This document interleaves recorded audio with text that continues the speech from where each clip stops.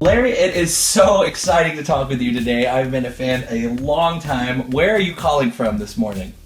Hey, Marcus, how are you? I'm actually in Louisville, Kentucky. Oh my goodness, what are you doing in Louisville? Well, I'm here with to talk with mops. Those are the mothers of preschoolers, not the household cleaning utensils.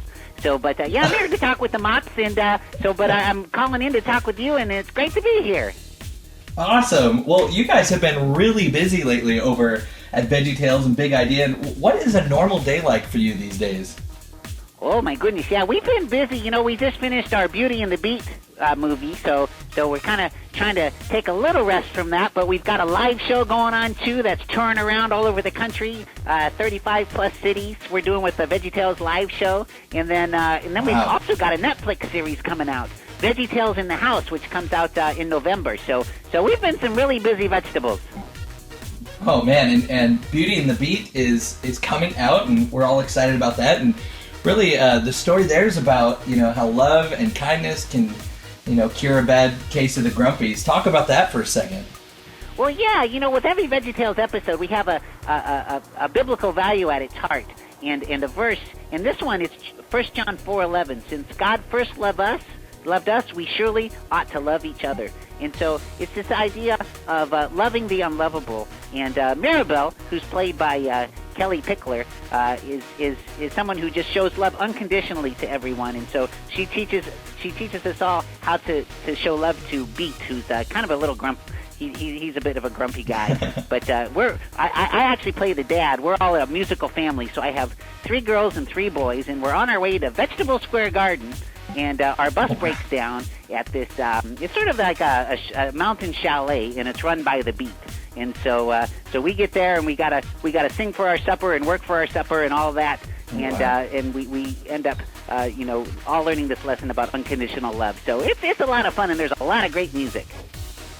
Wow. And so you mentioned Kelly Pickler's in this, and you play her dad. Was she cast in this movie because her name is Pickler? Well, it didn't hurt, that's for sure. You know, she had a leg up with her name going, because it's sort of a natural for VeggieTales, absolutely. But really, the biggest reason was she just has such a great voice, and for Mirabelle, she stars in a lot of the songs, and so there's about 8 new songs in the show, and Mirabelle, voiced by Kelly, sings a lot of them. So we were really excited to work with her, and the thing that was so cool is what a great actress she is, and what a great character voice she is. So she was wonderful. That's and awesome. We just feel so happy that she worked with us on the show. And we get to hear your voice a lot in this movie, I hope. Well, yeah, I play the dad, you know, so I'm Larry Dill in this show. And then I get to sing a little bit. I do the silly song in this show. It's the invention of macaroni and cheese. So I sing a song about my my great-great-great-great-great-great-great-grandfather and my great-great-great-great-great-great-grandmother about how they met and invented macaroni and cheese. Wow, that's great. And you know, it's been 16 years since the end of Silliness collection came out, and there is no end in sight to the silliness, is there, Larry? Oh, well, yeah, we just keep the silly songs coming. You know, there was a minute there where we thought Archibald was going to shut it all down, but the fans spoke up, and we've been giving them a silly song every episode ever since. That's awesome. What's your favorite song from Beauty and the Beat? Oh, I think it's the title song, "Gotta Show You Love." So it's a really fun song. It has a really good groove to it. It's kind of like the music kind of feels like That Thing You Do. You remember that movie that came out a few years ago? Oh yeah. So it's kind of that fun sort of 60s rock sound, and that's what this song is. And it's got a great message, and it's just a really fun song. How do you go about, Larry, the songwriting process when you sit down with your fellow vegetables and fruits and come up with these songs? What's your creative process, Larry? Oh wow! You know, in the old vegetable writing room, you know, especially with the silly song, we just try to see who can be the silliest, and then you know, sometimes we'll come out with maybe 2 or 3 silly ideas, and we'll see if we can connect them all in one song. So yeah, we just have fun, and it's just so much fun singing and telling stories for kids. You know, most vegetables don't get this opportunity, so I feel very fortunate. That's true. It's absolutely true. Now, you mentioned the Netflix show, which is coming.